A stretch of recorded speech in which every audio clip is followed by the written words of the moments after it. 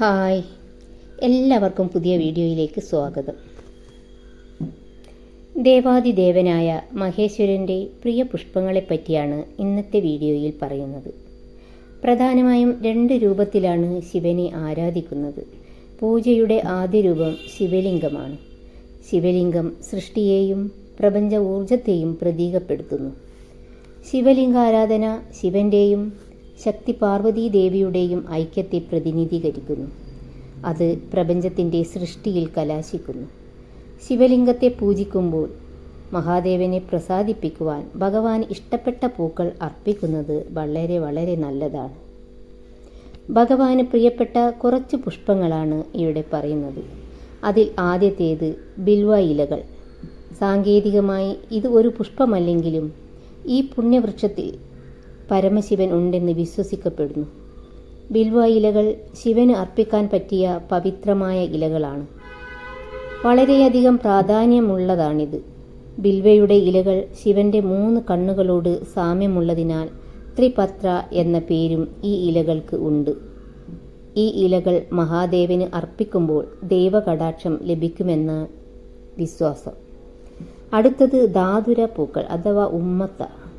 ഈ പൂക്കൾ കൊണ്ട് ശിവനെ ആരാധിക്കുമ്പോൾ വാഗ്ദാന ലംഘനത്തിൻ്റെയും അസത്യപ്രഖ്യാപനത്തിൻ്റെയും ഫലമായുണ്ടാകുന്ന പാപങ്ങളെ മോചിപ്പിക്കുമെന്ന് കരുതപ്പെടുന്നു. പിന്നെയുള്ളത് ക്രൗൺ ഫ്ലവർ. കിരീടം പോലെ തോന്നിപ്പിക്കുന്ന ഈ പുഷ്പം ശിവഭഗവാന് ഇഷ്ടപ്പെട്ട പൂക്കളിലൊന്നാണ്. അടുത്തത് ചെമ്പരത്തി. ശിവൻ ഉൾപ്പെടെ എല്ലാ ദൈവങ്ങളെയും ആരാധിക്കാൻ ഈ പൂക്കൾ ഉപയോഗിക്കുന്നു. പിന്നെ തുമ്പപ്പൂവ്. നാട്ടിൻ പുറങ്ങളിലൊക്കെ ഇഷ്ടം പോലെ കാണുന്ന ഒരു ചെടിയാണ് തുമ്പപ്പൂവ്. ഭഗവാൻ ശിവന് ഇഷ്ടപ്പെട്ട പൂവാണിത്. തുമ്പപ്പൂ അർപ്പിക്കുന്നതിലൂടെ നമ്മൾ വിചാരിക്കുന്ന കാര്യം നടക്കുമെന്ന് വിശ്വസിക്കപ്പെടുന്നു.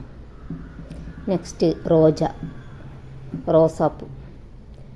അടുത്തത് റോസാപ്പൂവാണ്. 8 റോസാപ്പൂവ് കൊണ്ട് ശിവനെ പൂജിക്കുകയാണെങ്കിൽ വളരെയധികം നല്ലതാണെന്ന് പറയപ്പെടുന്നത്.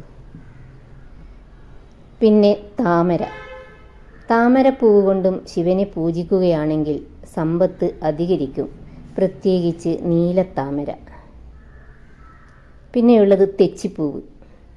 തെച്ചിപ്പൂവ് എല്ലാ ക്ഷേത്രങ്ങളിലും പൂജയ്ക്ക് ഉപയോഗിക്കുന്ന ഒരു പൂവാണ്. തെച്ചിപ്പൂവും ഭഗവാന് ഇഷ്ടപ്പെട്ട പൂവാണ്.